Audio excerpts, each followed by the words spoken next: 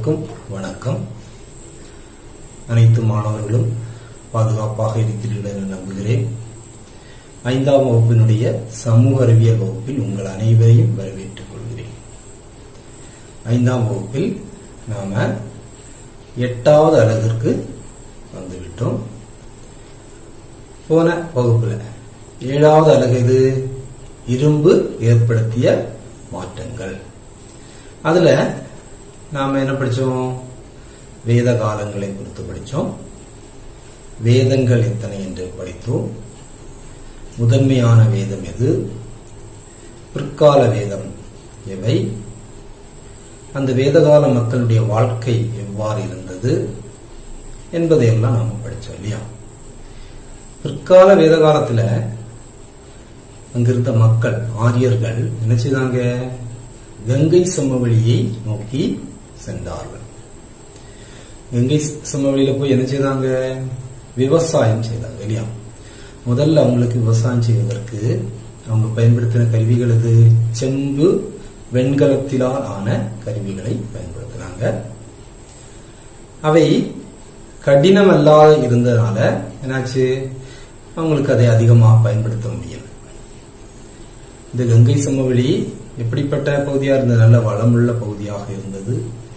இரும்பு தாது அதிகமாக உள்ள பகுதியாக இருந்தது. இந்த இரும்பை கண்டுபிடித்து அதனை பயன்படுத்தி பல கருவிகள் உருவாக்கி அவங்க விவசாயம் செய்தாங்க அப்படின்னு நம்ம போன பாடத்தில் படிச்சோம் இல்லையா? விவசாயம் செய்ய தொடங்கின அவங்களுடைய வாழ்க்கையில நிறைய மாற்றங்கள் ஏற்பட்டது. இப்படிப்பட்ட மாற்றங்கள், ஒரு நிலையான வாழ்க்கை உருவானது. நிறைய பொருட்கள் உற்பத்தி செய்யப்பட்டன. அவங்களுடைய தேவைக்கு போக மீதி உள்ளதை அவங்க என்ன செய்தாங்க? வியாபாரம் பண்ணாங்க அப்படின்னு நம்ம போன வகுப்புல படிச்சோம். இந்த பாடம் அதோடு தொடர்பு கொண்டுள்ள ஒரு பாடம். இது என்ன பாடம்? அகிம்சை, அறிவு, அதிகாரம். அகிம்சை, அறிவு, அதிகாரம். இந்த பாடப்பகுதியில கங்கை சமவெளிக்கு வந்த ஆரியர்களுடைய வாழ்க்கை பற்றிய தொடர் செயல்பாடுகளை தான் நம்ம படிக்க போறோம். இந்த புத்தகத்தினுடைய துவக்கத்துல ஒரு பாடல் அல்லது கவிதை கொடுக்கப்பட்டு பாருங்க.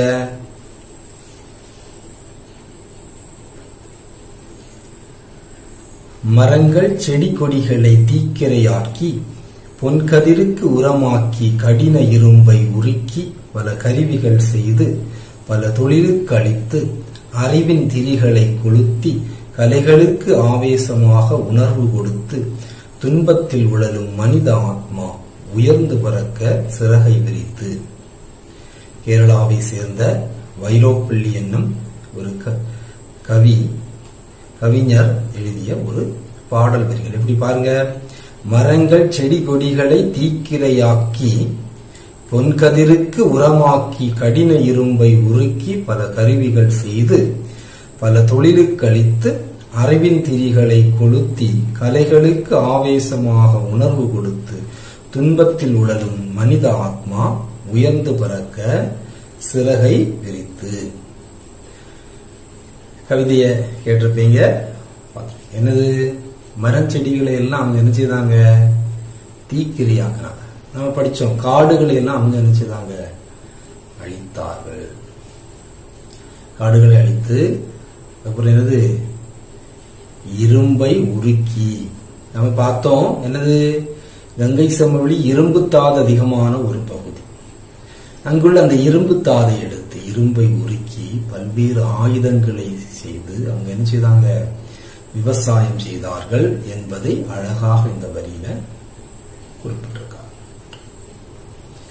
பாருங்க. கங்கை சமவெளியை சென்றடைந்த இந்த ஆரியர்கள் என்ன செய்தாங்க? இரும்பு தாதை அதிகமாக பயன்படுத்தினார்கள். இரும்பை பயன்படுத்தி அதிகமான ஆயுதங்கள் கருவிகள் உருவாக்குனாங்க. விவசாயம் செய்யணும்னா என்ன செய்யணும்? நிறைய கருவிகள் தேவை இல்லையா? கலப்பை போல டிராக்டர்லாம் பயன்படுத்துறாங்க. இதே போல பண்டு பல பழைய காலத்துல பழைய நிறைய கருவிகள். இதை வைத்து இரும்பை வைத்து உருவாக்குறாங்க. ஏன் இரும்பை பயன்படுத்தினாங்க? இரும்பு ஒரு கட்டியான உலோகம். அதை பயன்படுத்தி மண்ணை பண்படுத்தவும், மரங்களை வெட்டவும், காடுகளை அழிக்கவும் முடிஞ்சது. இப்படி இரும்பை பயன்படுத்தி அவங்க என்ன செய்தாங்க? விவசாயம் செய்தாங்க.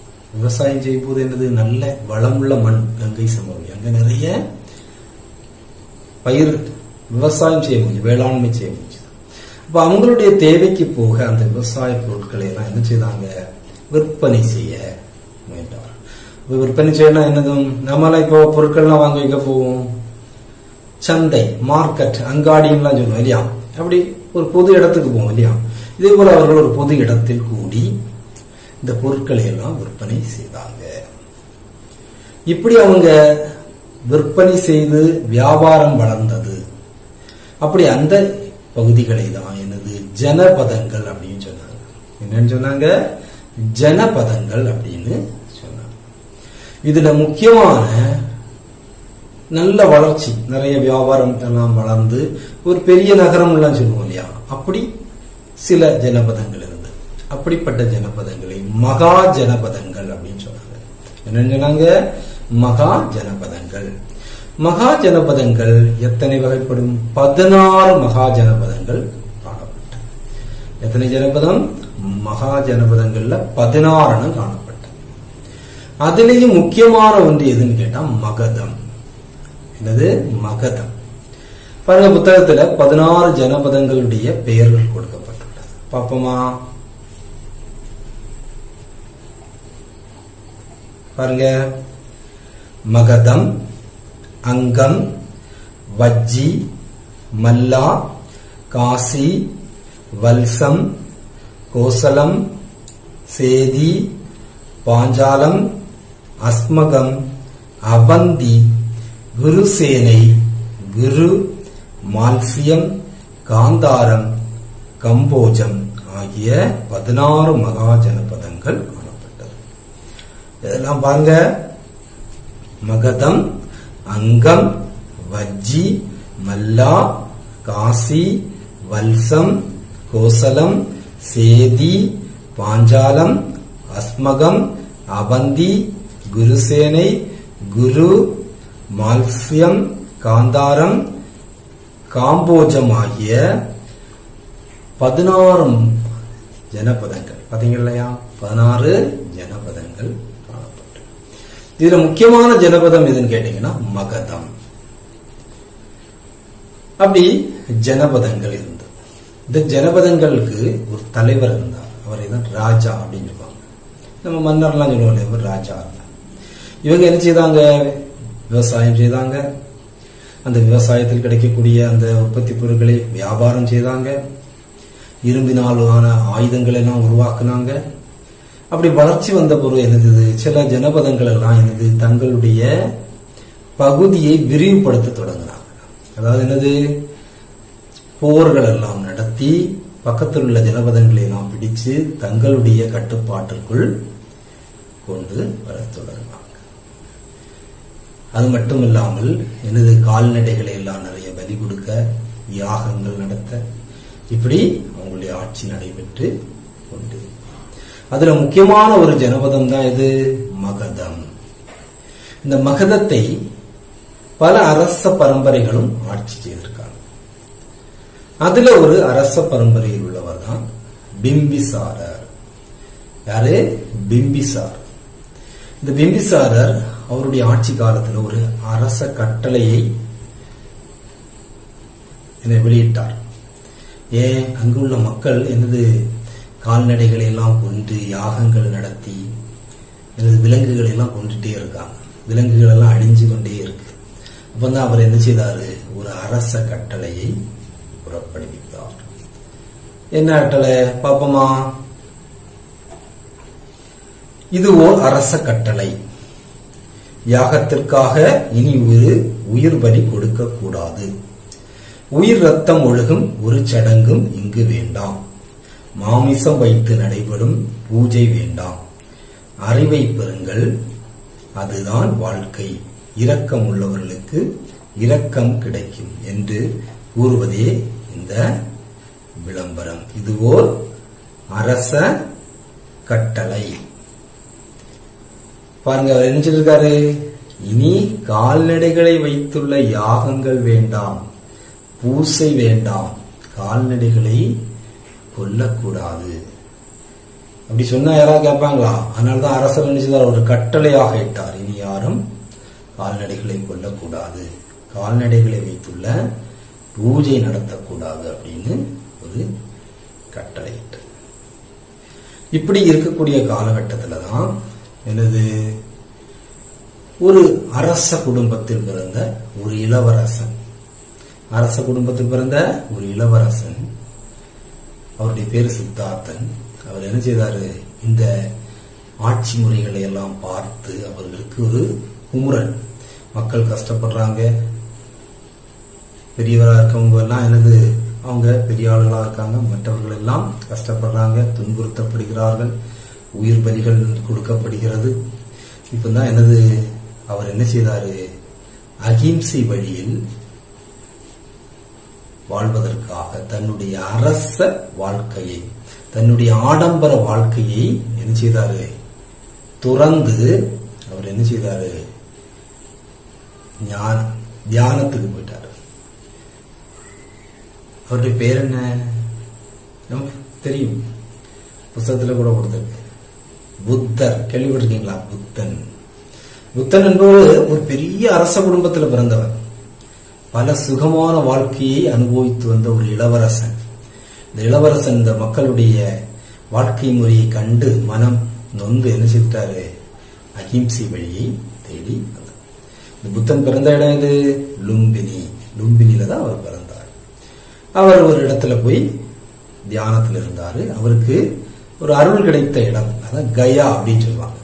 கயா என்னும் இடத்துல போதி மரத்து அடியில் அவருக்கு ஞானம் கிடைத்ததாக கூறப்படுகிறது. அவர் துவங்கிய ஒரு மதம், அவர் தோற்றுவித்த மதம் எது? புத்த மதம். புத்தர் தோற்றுவித்த மதம் எது? புத்த மதம். அவர் சாதாரண மக்களிடம் பேசுவதற்காக அவர் பயன்படுத்திய அந்த மொழி பாலி அப்படிங்கிற, பாலி என்கிற மொழியை தான் அவர் பயன்படுத்தினார். இதே நேரத்தில் இதே காலகட்டத்தில் தான் வேறொருவர் இதே போல அரச குடும்பத்தில் பிறந்த ஒருவர் தன்னுடைய அரச வாழ்க்கையை நாம் தொடர்ந்து அவரும் ஒரு மதத்தை உருவாக்கினார். அந்த மதத்தோட பேரு சமண மதம். என்ன மதம்? சமண மதம். சமண மதத்தை உருவாக்கியவர் யாரு? மகாவீரர். யாரு? மகாவீரர். அப்போ இந்த ஆரியர்களுடைய இந்த வாழ்க்கை முறை, இந்த மகதத்தில் உள்ள வாழ்க்கை முறையெல்லாம் கண்டு அவங்க என்ன செய்தாங்க, மனம் நொந்துதான் அகிம்சை வழியில போனாங்க. அந்த அகிம்சை வழியில தான் புத்தரும் மகாவீரரும் என்ன செய்தாங்க, செயல்பட்டார்கள். அதற்காக அவர்கள் உருவாக்கிய ஒரு மதம், புத்தர் உருவாக்கிய மதம் புத்த மதம், மகாவீரர் உருவாக்கிய மதம் சமண மதம். இந்த மதத்திற்கென்று சில கொள்கைகளை அவர்கள் கடைபிடித்தார்கள். பாருங்க, சமண மதத்திற்கும் புத்த மதத்திற்கும் உள்ள அந்த வேறுபாடு இல்லைன்னா, சமண மதத்தினுடைய கொள்கைகள் புத்த மதத்தினுடைய கொள்கைகள் எவை அப்படிங்கிறத நம்ம பாருங்க. சமண மத கொள்கைகள் பாருங்க, சரியான ஞானம், சரியான நம்பிக்கை, சரியான செயல். சமண மதத்தினுடைய கொள்கைகள் எவை? சரியான ஞானம், சரியான நம்பிக்கை, சரியான செயல். புத்த மதத்தினுடைய கொள்கை எது? இவ்வுலக வாழ்க்கை துக்கத்தை தருவதாகும், ஆசையே துன்பத்திற்கு காரணம், ஆசையை ஒழித்தால் அறிவை ஒழிக்கலாம், அஷ்டாங்க மார்க்கத்தை கடைபிடித்தால் அதன் வாயிலாக ஆசைகளை தவிர்க்கலாம். பாருங்க, சமண மதம் சரியான ஞானம், நம்பிக்கை அப்படி சொல்லுது. இவங்க நினைச்சதாங்க ஆசைதான் துன்பத்திற்கு காரணம் அப்படின்னு புத்த மதம் சொல்லி ஆசையை தவிர்க்க வேண்டும் அப்படின்னு சொல்லி. அப்ப சமண மதத்தினுடைய கொள்கைகளையும் புத்த மதத்தினுடைய கொள்கைகளையும் நாம தெரிந்து கொண்டோம். அப்போ சமண மதத்தை புத்த மதத்தை பற்றி பார்த்தோம். இப்ப புஸ்தகத்துல பாத்தீங்கன்னா ஒரு படம் கொடுக்கப்பட்டிருக்கு. இந்த படத்தை பாருங்க. என்ன படம்? என்னது? நம்முடைய தேசிய முத்திரை. நம்முடைய தேசிய முத்திரை என்றது 4 தலைகளை கொண்ட சிங்க முகம் இல்லையா. அது கீழே பாருங்க வட்டமான இருக்கு. ஒரு வீல் இருக்கு இல்லையா, என்னது அசோக சக்கரம். அது நல்ல உன்னிப்பா கவனிச்சா அதுக்குள்ள நிறைய விஷயங்கள் இருக்கு. சத்தியமேவ ஜெயதே வெளியிருக்கும். அந்த அசோக சக்கரத்திற்கு எத்தனை கால்கள் உள்ளன என்பதை எல்லாம் நம்ம கவனிக்கணும். சரி, இந்த தேசிய முத்திரை எங்கிருந்து எடுக்கப்பட்டது? எங்கிருந்து எடுக்கப்பட்டது? அது சாரநாத்தில் உள்ள ஒரு தூணில் இருந்து எடுக்கப்பட்டது. இதை நிறுவியவர் யார்? இதை நிறுவிய அசோகர் அப்படிங்கிற ஒரு மன்னர். அதாவது இந்த மகதத்தை ஆட்சி செய்தாங்க இல்லையா, அந்த மகதத்தை ஆட்சி செய்த ஒரு அரச பரம்பரை மௌரிய அரச பரம்பரை அப்படின்னு ஒரு பரம்பரை. இது மௌரிய அரச பரம்பரை. இதை தோற்றுவித்தவர் யாரு? சந்திரகுப்த மௌரியர். இந்த மௌரிய அரச பரம்பரையில் ஒரு முக்கியமான அரசர் தான் யாரு? அசோகர். இவர் அங்க என்ன செய்தார்? நிறைய கோட்டைகள் கட்டினாரு, நிறைய இது போன்ற தூண்கள் எல்லாம் வச்சார். அதுல உள்ளதுதான் இந்த என்னது, இந்த தேசிய முத்திரை. இதைதான் நம்முடைய நாட்டினுடைய தேசிய சின்னமாக கருதப்படுகிறது. அதே மாதிரி பாத்தீங்கன்னா இந்த மௌரிய பேரரசனுடைய அரசாட்சியில ஒரு ஆலோசகராக இருந்த ஒருவர், புகழ்பெற்ற ஒரு மனிதன். அவருடைய பேரு சாணக்கியன். பேர் என்னது? சாணக்கியன். இந்த சாணக்கியனுக்கு வேறொரு பேர் உண்டு. அது என்னது? கௌடில்யன். கௌடில்யன் அப்படிங்கிற இவர் எழுதிய ஒரு நூல் மிக பெருமை வாய்ந்த புகழ்பெற்ற ஒரு நூல். அதாவது ஒரு அரசாட்சி எப்படி இருக்க வேண்டும் என்பதை தெரிவிக்கின்ற, அரசாட்சி அல்லது இப்போ ஆட்சிகள் எல்லாம் எப்படி இருக்க வேண்டும், அதை எப்படி நடத்த வேண்டும் என்பதை எடுத்துரைக்கின்ற ஒரு சிறந்த நூல். அந்த நூலோட பேர் என்னது? அர்த்த சாஸ்திரம். என்னது? அர்த்த சாஸ்திரம். அர்த்த சாஸ்திரம் என்ற நூலை எழுதியவர் யாரு? சாணக்கியன் அல்லது கௌடில்யன். இவர் யாரு? மௌரிய பேரரசினுடைய அரச பரம்பரையில் ஆலோசகராக இருந்தவர். அவர் ஒரு சிறந்த மாமேதை. அவருடைய புத்தகம் தான் அர்த்த சாஸ்திரம். இப்படி நாம என்னது, கங்கை சமவெளியில வந்த ஆரியர்களை பற்றி பார்த்தோம். அவங்க என்ன செய்தாங்க? கங்கை சமவெளியில வந்து என்ன செய்தாங்க? விவசாயம் செய்தாங்க. விவசாயம் செய்வதற்கு அவங்க பயன்படுத்திய அந்த உலோகம் எது? இரும்பு. கங்கை சமவெளியில் அதிகமாக கிடைக்கக்கூடிய ஒரு தாது இரும்பு தாது. அந்த இரும்பை உருக்கி என்ன செய்தாங்க? ஆயுதங்களாக்கி என்ன செய்தாங்க? விவசாயம் செய்தார்கள்.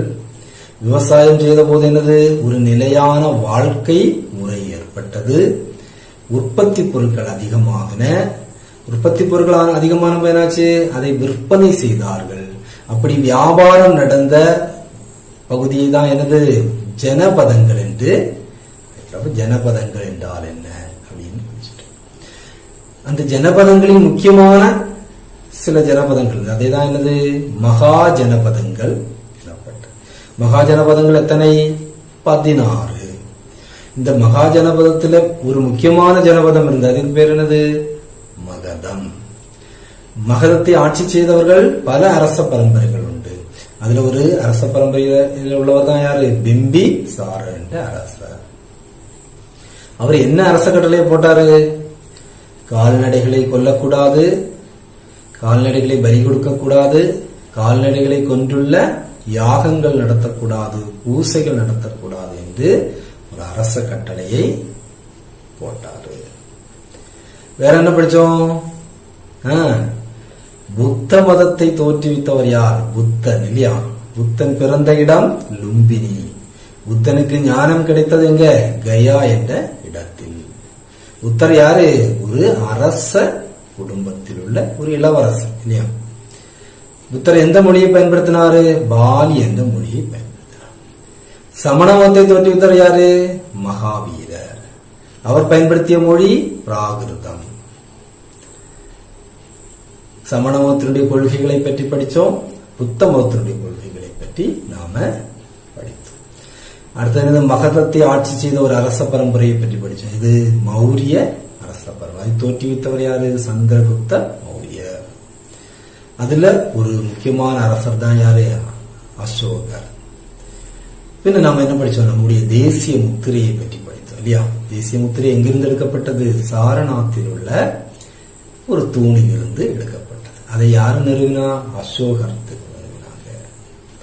பின்ன என்ன பார்த்தோம்? மௌரிய அரச பரம்பரையில் அவர்களுடைய ஆலோசகராக இருந்த சாணக்கியனை பற்றி படித்தோம். சாணக்கியன் எழுதிய புகழ்பெற்ற நூல் எது? அர்த்த சாஸ்திரம் என்பதை நாம் படித்தோம்.